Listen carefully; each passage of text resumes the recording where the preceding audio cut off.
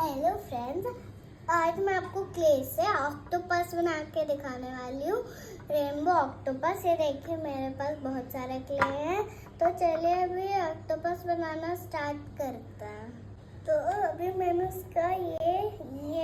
इसका मुंह और इसका ये बना लिया। अभी मैं इसके एक हैंड्स बनाऊंगी। अगर रेड क्ले खराब हो गया तो हम लोग ब्लू क्ले का यूज करेंगे।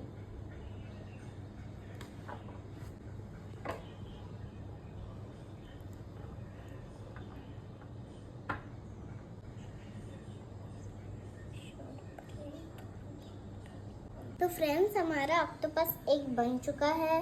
तो ये हमारा क्ले छूट गया है, तो अब इसको साइड में रख देते हैं। अब इसकी आई, तो फिर अभी हम लोग इसकी आईज बनाते हैं। चलिए